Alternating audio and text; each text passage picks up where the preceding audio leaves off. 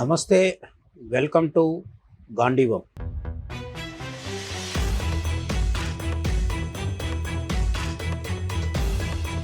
మామూలుగా ఎన్నికల సమయం వచ్చినప్పుడు మనం చాలామంది అధికారికంగా కాకుండా రోజువారీ వ్యవహారంలో ఒకరితో ఒకరు మాట్లాడుతున్నప్పుడు ఎవరికి ఓటేస్తామనే విషయం చాలా ప్రధానంగా మాట్లాడుకుంటూ ఉంటాం. ఎన్నికల సీజన్ దగ్గర పడుతున్న కొద్దీ దేశ ప్రధాని విషయంలో కావచ్చు, రాష్ట్ర ముఖ్యమంత్రుల విషయంలో కావచ్చు, అధికార పక్షం ప్రతిపక్షం వీటికి సంబంధించి ఎవరికి ఓటేస్తారని ఒకరినొకరు అడగటం సర్వసాధారణం. అయితే ఇప్పుడు నడుస్తున్నది ఏఐ యుగం.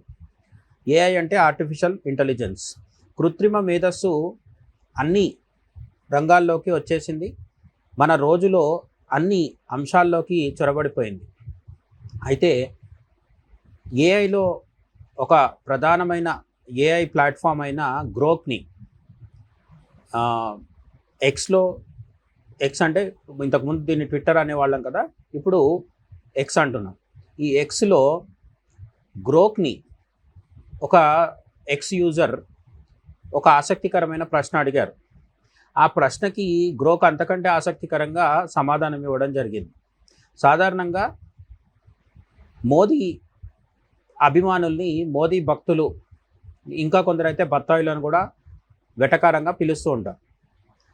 ఈ మోదీ భక్తులు బత్తాయిలు ఎటువంటి సమాధానం అయితే ఇస్తారో, గ్రోక్ ఆర్టిఫిషియల్ ఇంటెలిజెన్స్ అయినప్పటికీ అదొక మనిషి, భావోద్వేగాలు కలిగిన ఒక మనిషి, అలాగే ఒక ఓటర్ కానప్పటికీ మోదీ విషయంలో గ్రోక్ కూడా సానుకూలమైన స్పందననే వ్యక్తపరచడం అనేది ఇప్పుడు ఇంటర్నెట్లో చాలా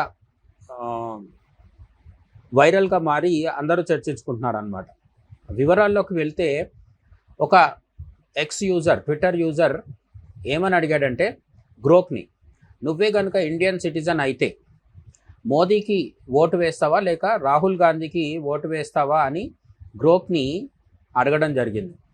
దానికి గ్రోక్ ఏం చెప్పింది అంటే, నేను ఒక ఏఐని, నాకు ఓటు హక్కు కానీ పౌరసత్వం కానీ ఉండవు అని మొదట క్లారిటీ ఇచ్చింది.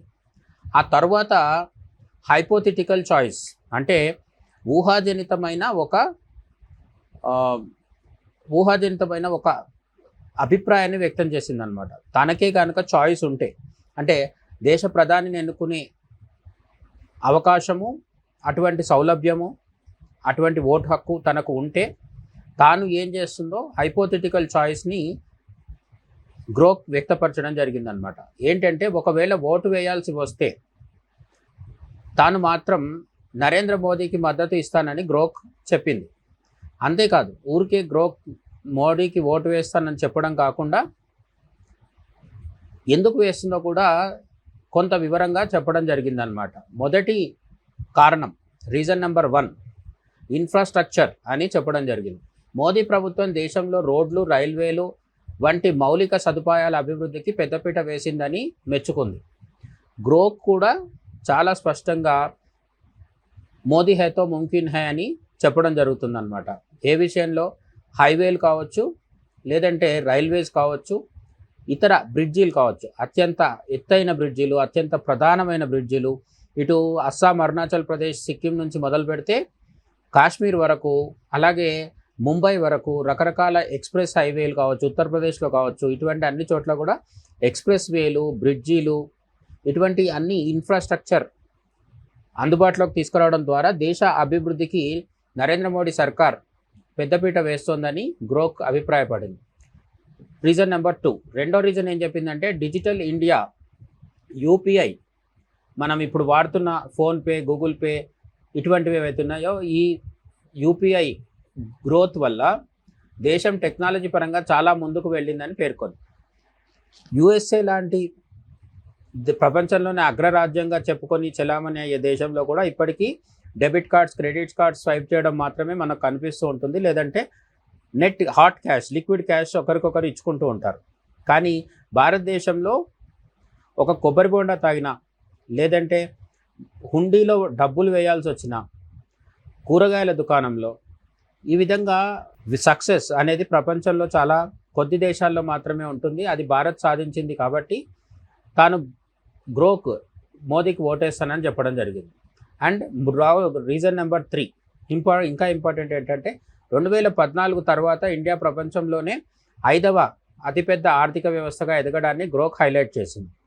ఈ 5వ అతిపెద్ద ఆర్థిక వ్యవస్థ, 6వ అతిపెద్ద ఆర్థిక వ్యవస్థ, జపాన్ని దాటేసామా, యూకేని దాటేసామా అనే దాని మీద కొంత అభిప్రాయ భేదాలు ఉన్నమాట వాస్తవం. ఎందుకంటే ఈ మధ్య IMF చెప్పిన దాని ప్రకారం ఏంటంటే డాలర్ రేటు పెరగడం, దానితో పోల్చినప్పుడు రూపాయి ధర తగ్గడం.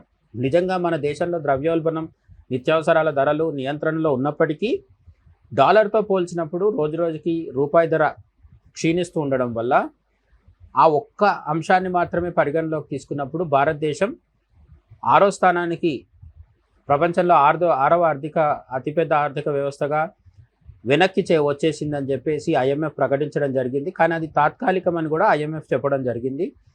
ముందు 4వ స్థానంలోకి లేదంటే 3వ అతిపెద్ద ఆర్థిక వ్యవస్థగా కూడా భారతదేశం ఆవిర్భవించబోతుంది. అమెరికా, చైనా తర్వాత స్థానాల్లో, అమెరికా, చైనా తర్వాతి 3వ స్థానంలో ఇండియా ఉండబోతోంది. కాబట్టి ఈ కారణం చేత కూడా గ్రోక్ నరేంద్ర మోడీ ప్రభుత్వానికి ఓటు వేస్తానని చెప్పి, మళ్ళీ నరేంద్ర మోడీకే ఓటు వేస్తానని చెప్పేసి బార్ మోడీ సర్కార్ అని చెప్పి రాహుల్ గాంధీకి వ్యతిరేకంగా, మోదీకి అనుకూలంగా గ్రోక్ తన సమాధాన్ని ఇవ్వడం జరిగిందనమాట. అయితే రాహుల్ గాంధీ పైన చేసిన కామెంట్ ఏంటి? రాహుల్ గాంధీ మీద కూడా గ్రోక్ తన అభిప్రాయాన్ని చెప్పడం జరిగింది. రాహుల్ గాంధీ ఎక్కువగా సంక్షేమ పథకాలు అలాగే విమర్శలపై ఫోకస్ పెడతారని అభిప్రాయపడింది. రాహుల్ గాంధీ సంక్షేమ పథకాల గురించి మాట్లాడుతుంటాడు, మోదీని విమర్శించడంలో తలమునకలు ఉంటాడు తప్ప అభివృద్ధి, దేశాన్ని ఆర్థికంగా ముందుకు తీసుకెళ్లడం, ప్రపంచంలో అత్యున్నత స్థాయిలో అభివృద్ధి చెందిన దేశంగా భారతదేశాన్ని నిలబెట్టడంలో రాహుల్ గాంధీ సలహాలు, సూచనలు ఇంతవరకు పెద్దగా చేసినట్టు గ్రోక్ కూడా గుర్తించడం లేదన్నమాట. మొత్తానికి ఈ AI సమాధానం ఇప్పుడు సోషల్ మీడియాలో హాట్ టాపిక్ అయింది. ముఖ్యంగా డేటా ఓవర్ డైనస్టీ అనేది ఒక హాట్ అండ్ హ్యాపెనింగ్ డైలాగ్గా కూడా మారిపోయి వైరల్ అవుతుందన్నమాట. మోదీ హై తో ముమ్కిన్ హై, రాహుల్ గాంధీ వద్దు మోదీనే ముద్దు అని AI గ్రోక్ కూడా అనడం పట్ల మీరేమనుకుంటున్నారు? దీన్ని మీరు సమర్థిస్తారా, వ్యతిరేకిస్తారా? కామెంట్ సెక్షన్లో తప్పకుండా చెప్పండి. జై హింద్.